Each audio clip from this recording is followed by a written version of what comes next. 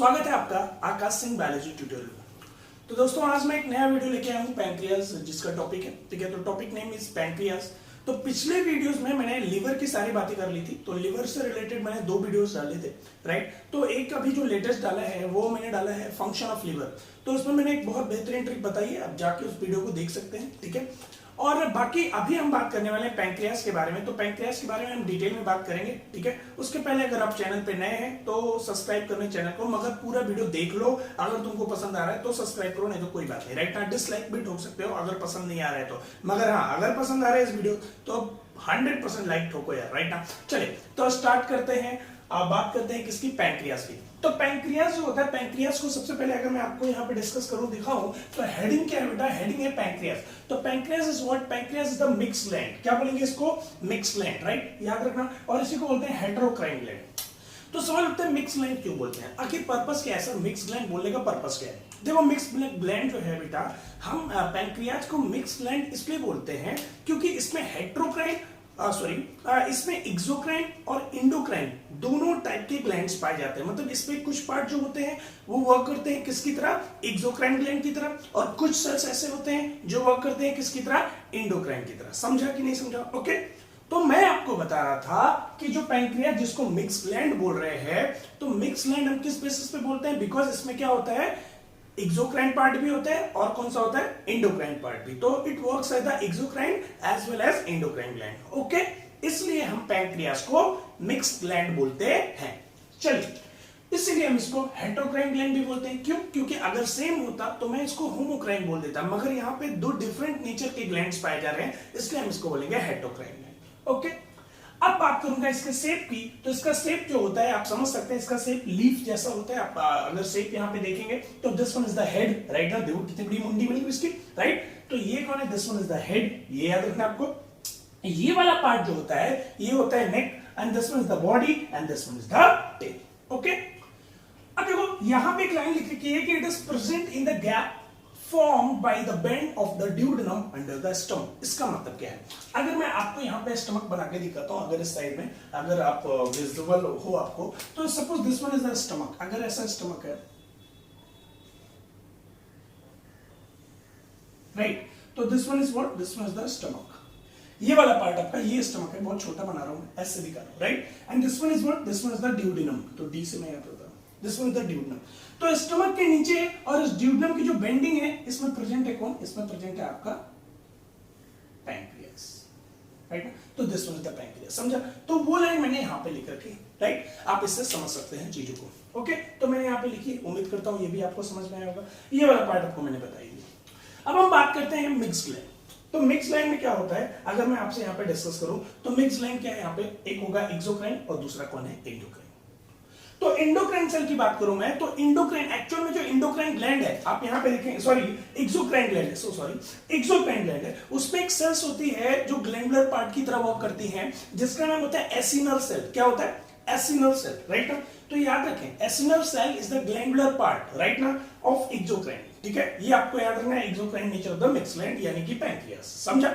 तो एसिनल सेल्स जो होते हैं वो एक्सोक्राइन ग्लैंड की तरह वर्क करते हैं। अब सवाल उठता है सर एक्सोक्राइन क्या होता है और इंडोक्राइन क्या होता है। कई ऐसे बच्चे हैं जो अभी 11th में होंगे, उनको एक्सोक्राइन इंडोक्राइन नहीं पता होगा उतना। तो मैं आपको बताना चाहूंगा कि एक्सोक्राइन ग्लैंड का मतलब क्या होता है। सपोज मैं एक टारगेट ऑर्गन हूं, सॉरी मैं एक ग्लैंड हूं और यहाँ पे एक टारगेट ऑर्गन है, फॉर एग्जाम्पल। तो मैं एक ग्लैंड, राइट, मैं एक ग्लैंड हूं, तो मेरा कोई ना कोई सिक्रीशन है, राइट ना। और सपोज यहाँ पे टारगेट ऑर्गन है, ये मैं टारगेट ऑर्गन आपको दिखा रहा हूं, this one is the target organ and this one is the secretion, okay.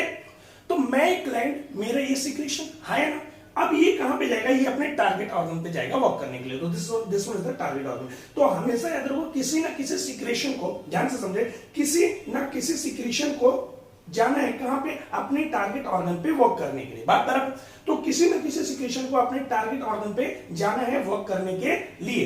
तो सवाल ये उठता है कि ये सिक्रीशन टारगेट ऑर्गन तक कैसे जाए, राइट। अगर ये टारगेट ऑर्गन तक, ये सिक्रीशन पर्टिकुलर टारगेट ऑर्गन तक जाता है डक्ट के थ्रू, किसके थ्रू, डक्ट के थ्रू, राइट। तो उसको बोलते हैं एक्सोक्राइन ग्लैंड। कौन सा ग्लैंड, एक्सोक्राइन ग्लैंड। मगर ये सिक्रीशन अगर टारगेट ऑर्गन तक जाता है वाया ब्लड, थ्रू ब्लड, तो इसको बोलते हैं इंडोक्राइन। क्या बोलेंगे, इंडोक्राइन, समझा। तो याद रखना है आपको। अब यहाँ पे एक चीज मैं आपको बताना चाहूंगा कि एक्सोक्राइन और इंडोक्राइन में जो एक्सोक्राइन बोल सकते हैं सिक्रीशन है वो क्या है, एंजाइम, और इंडोक्राइन जो है उसका सिक्रीशन क्या है, हार्मोन्स। तो ये आपको याद रखना है। तो मैंने आपको यहाँ पे अगर मैं आपको बताऊं तो ये एक्सोक्राइन वाला पार्ट बता दिया। ये एक्सोक्राइन में ये कौन है, this one is what, this one is the acinar cell, right. उसके आगे मैंने लिख रखा है कि secrete the pancreatic juice. Sir हमने सुना है कौन कौन सा, मौसमी का जूस, अनार का जूस, गन्ने का जूस। सर ये कहां से लेके आ रहे हो, पैंक्रियाटिक जूस। बेटा अगर ये नहीं रहेगा तो हमारे बॉडी में डाइजेशन नहीं होगा। There is a several type of the बोल सकते हैं जूस, ये digestive juice present in our body, right. तो आपको पता होना चाहिए, बहुत सारे हैं, राइट। जैसे गैस्ट्रिक जूस हो गया, इंटेस्टाइनल जूस हो गया, बाइल जूस हो गया, पैंक्रियाटिक जूस हो गया, तो बहुत सारे। इन सबको अपन को डिटेल में पढ़ना है, शायद मेरी नेक्स्ट वीडियो उसी से रिलेटेड होगी, right.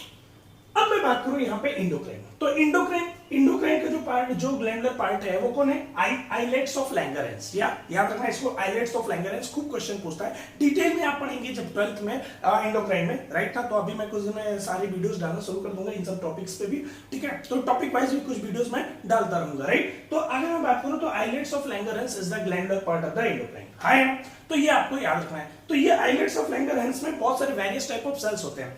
For example alpha cell, beta cell, gamma cell, delta cell. Alpha cell secrete करता है ग्लूकागोन, याद रखना। अल्फा सेल क्या सिक्रीट करेगा, ग्लूकागोन। बीटा सेल क्या सिक्रीट करेगा, इंसुलिन। सर ये क्या होता है, ग्लूकागोन क्या होता है, ग्लूकागोन हमारे ब्लड में जो ग्लूकोज होता है उसके ग्लूकोज के लेवल को ये बढ़ाता है। तो हमारे ब्लड में ग्लूकोज के लेवल को बढ़ाता कौन है, ग्लूकागोन, राइट। याद रखें। अच्छा बात करूं बीटा सेल, तो ये है इंसुलिन, इंसुलिन सिक्रीट करता है। तो इंसुलिन क्या करता है, इंसुलिन जो है हमारे ब्लड में ग्लूकोज के लेवल को कम करता है।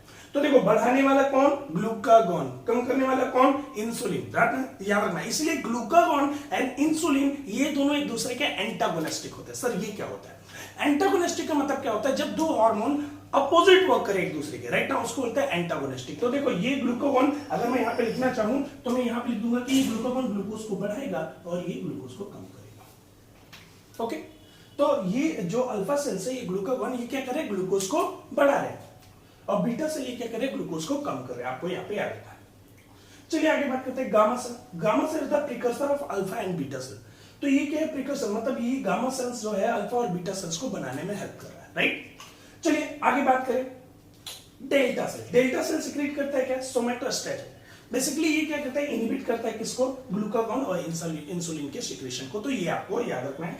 इन सब के बारे में डिटेल में बात हम करेंगे। कौन सा चैप्टर आएगा, इंडोक्राइन ग्लैंड, तो उसमें हम ये बात करेंगे। अब यहाँ देखिए मैंने पैंक्रियास का डिटेल यहाँ पे स्ट्रक्चर बनाया है, टीएस। पैंक्रियास में टीएस मैंने काटा इधर, राइट। आप देखिए सबसे पहले हम बात करेंगे पैंक्रियास के एक्सोक्राइन पार्ट वाले की, राइट ना। तो एक्सोक्राइन पार्ट वहां पे देख लेते हैं। तो this one is the acinar cell, ये आपको दिख रहा होगा, इसको बोलते हैं acinar cell, okay. This one is what, this one is the acinar cell. और यहां से पैंक्रियाटिक जूस का सिक्रीशन होगा, ओके। और ये पैंक्रियाटिक जूस अपने पर्टिकुलर टारगेट ऑर्गन तक जाएंगे via duct called as the pancreatic duct. बोलो हाँ यार। तो ये जाएंगे किसके थ्रू, पैंक्रियाटिक डक्ट के थ्रू, समझा। तो ये था एक्सोक्राइन पार्ट के बारे में जो मैंने आपसे यहाँ पे डिस्कस किया। ये वाला पार्ट आप जो देख रहे हैं, ये वाला part, this one is the endocrine, right. तो इंडोक्राइन यहाँ पे देख लो आप, अगर ध्यान से देखेंगे तो यहाँ पे मैंने मैक्सिमम जो सेल्स है वो अलग अलग कलर से बनाए हैं। फॉर एग्जांपल मैं आपसे डिटेल में यहाँ पे अगर बात करूँ, इसको समझाऊं, तो आप देख सकते हैं, ध्यान से देखें, यहाँ पे ये जो रेड वाला है, रेड वाला आपको रेड कलर से सेल्स दिख रहे होंगे, वेरियस रेड कलर के सेल, राइट ना। यहाँ पे देखिए आपको रेड कलर के सेल मिल जाएंगे। तो ये रेड कलर के सेल की नेमिंग मैंने की, this one is the alpha cell. कौन सा सेल बेटा, अल्फा सेल, ओके। अगर मैं बात करूं यहाँ पे, तो ये बीच बीच में ये आपको दिख रही होगी ऐसी लाइनिंग मैंने खींच रखी है, this one is what, this one is the BB. अरे किसकी, अरे बेटा बीबी मतलब होता है ब्लड वेसल्स। क्या होता है, ब्लड वेसल्स, राइट, ये याद रखना। और साथ ही साथ में मैं यहाँ पे बात करूं तो ये सेल्स को मैंने बोल दिया this one is the beta cell. तो आपको पता चल गया अल्फा सेल और बीटा सेल। वहीं पे अगर मैं बात करता हूं तो ये ब्लू वाला जो दिख रहा होगा ब्लू कलर से, this one is what, this one is the gamma cell, okay. अब मैं यहाँ पे आपसे लास्ट सेल की बात करूंगा, this one the delta cell. ये ब्लू कलर का यहाँ पे दिख रहा होगा, ये बोल सकते हैं दो अल्फा सेल्स के बीच में ये सेल्स पाए जाते हैं, है ना। तो आपको ये alpha cell, beta cell, gamma cell, delta cell ये सारा दिख गया होगा। और उम्मीद करता हूं आपको पैंक्रियास की इतने टॉपिक्स जो है आपको समझ चुके होंगे आप, राइट। तो ये कुछ बेसिक बातें थी पैंक्रियास के बारे में जो मैंने आपको बताया। पैंक्रियास पूरा डिटेल में इतना ही है, राइट। तो नीट के सिलेबस में जितना है मैंने आपको पूरा कंप्लीट बताया, राइट। तो आगे एक और डायग्राम से रिलेटेड चीजें समझनी है अपन को। तो वो हम थोड़ा डिटेल में समझ लेते हैं, ठीक है। तो पहले मैं इसको इरेज कर लेता हूं, ठीक है, और उसके बाद चीजों को समझते हैं। अगर आपको इसको लिखना है तो मैं 1-2 सेकंड के लिए आप क्या करिएगा, वीडियो अपना पॉज कर दीजिएगा और उसके बाद इसको लिख लीजिएगा, ओके। तो चलिए एक नया टॉपिक साथ, नया टॉपिक नहीं, इससे से रिलेटेड बातें हैं वो हम थोड़ा सा डिस्कस कर लेते हैं।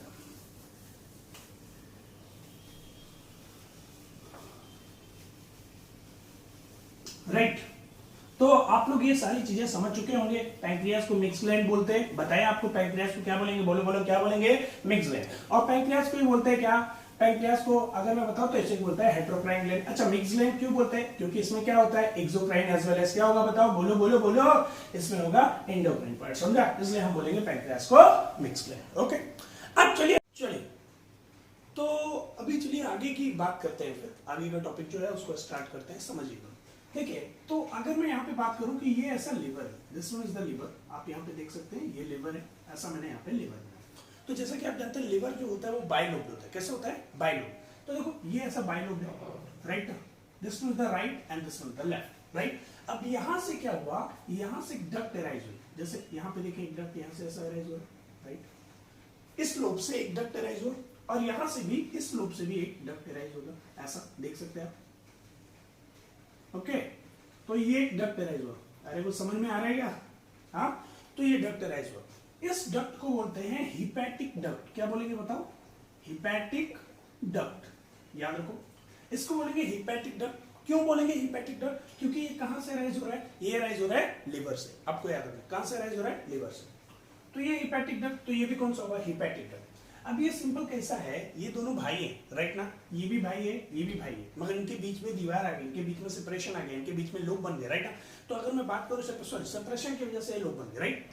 तो अब सवाल ये उठता है कि ठीक वैसे जैसे पत्नी आती है ना, पत्नी तो भाई भाई में दरार डाल देती है, तो भाई भाई का रास्ता जो होता है वो अलग हो जाता है। सेम कॉन्सेप्ट यहाँ पे, भाई भाई का रास्ता अलग हो गया, देखो एक भाई इधर से जा रहा है, राइट, और एक भाई इधर से जा रहा है, नो डाउट दोनों सेम भाई हैं, मतलब सेम भाई मतलब कैसा, उनका सरनेम सेम होगा, राइट, तो चीजें भी सेम होंगी, उनके लिए जो डक्ट होगा वो कौन सा होगा, हिपैटिक डक्ट। कौन सा होगा बताएं, हिपैटिक डक्ट, ये आपको याद रखना है, ये डक्ट कौन सा है, हिपैटिक डक्ट, ओके।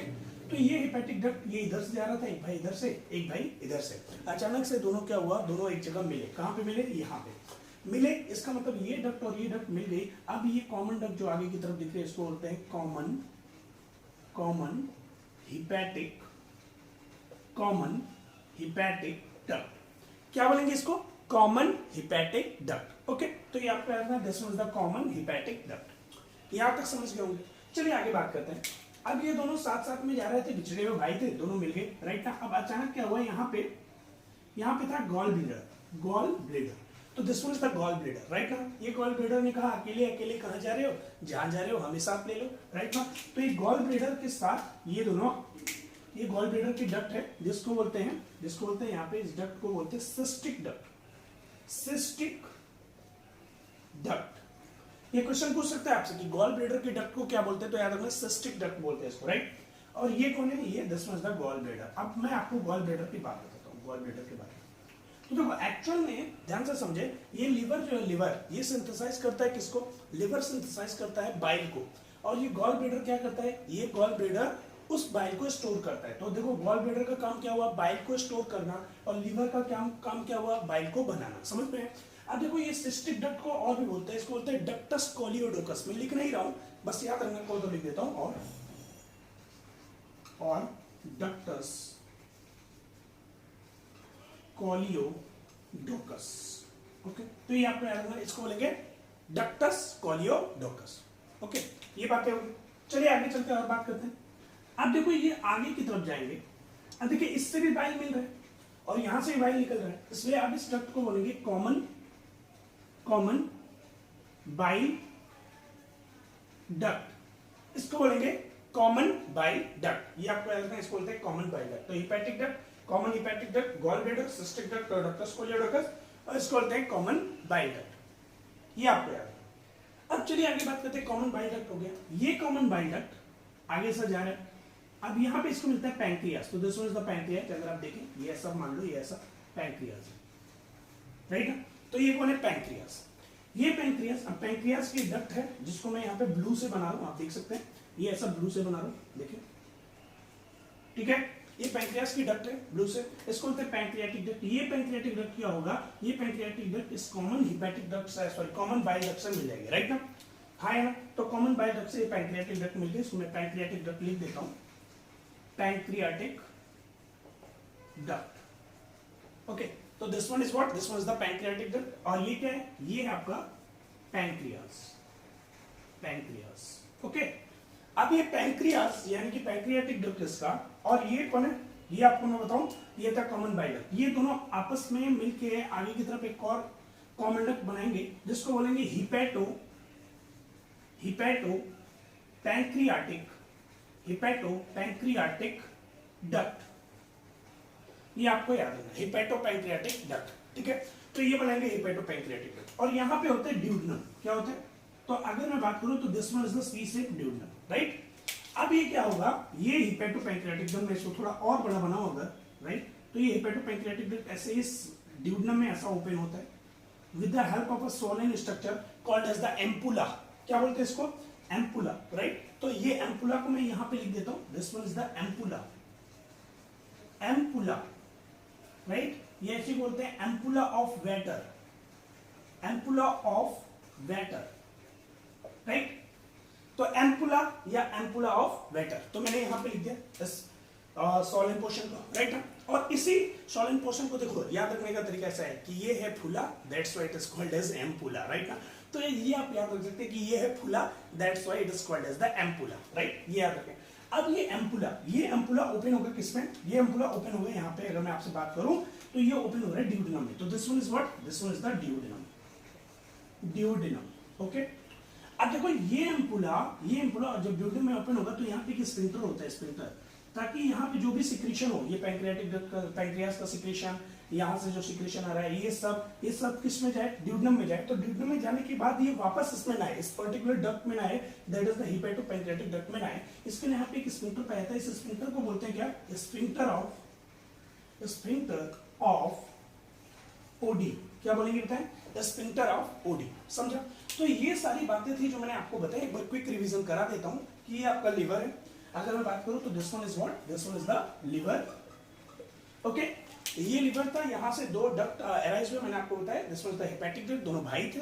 ये हिपैटिक डक्ट जो है आगे की तरफ देखा जाए तो ये मिले तो इसको बोलते हैं कॉमन हिपैटिक डक्ट। उसके बाद यहाँ पे गॉल ब्लैडर है, गॉल ब्लैडर की डक्ट को बोला गया सिस्टिक डक्ट। ये सिस्टिक डक्ट जिसको डक्टस कोलियोडोकस भी बोलते हैं, ये आगे चल के इस कॉमन हिपैटिक डक्ट से मिलकर बनाए कॉमन बाइल डक्ट। और कॉमन बाइल डक्ट के बाद ये पैंक्रियास था, ये पैंक्रियास की डक्ट जो है इसको पैंक्रियाटिक डक्ट बोलते हैं, ये इससे मिल गई, यहाँ पे बन गया हिपैटो पैंक्रियाटिक डक्ट। ओके, अब ये कौन है, ये है एम्पुला और एम्पुला ऑफ वेटर, इसको बोलते हैं एम्पुला और एम्पुला ऑफ वेटर। मैंने बताया किसमें ओपन होता है, ड्यूडेनम में।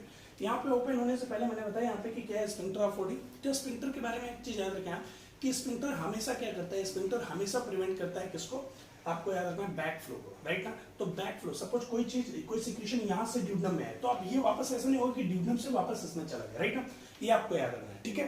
तो ये इसलिए पाया जाता है कौन, स्फिंक्टर। तो एक सिक्रीशन अगर ड्यूडेनम में आ गया तो वापस ये सिक्रीशन पैंक्रियाज में या ऐसा इस पर्टिकुलर हिपैटो पैंक्रियाटिक डक्ट में वापस नहीं जाए, राइट ना, उसके लिए सारी चीजें। ओके, तो उम्मीद करता हूँ आपको चीजें समझ में आ रही होंगी, राइट।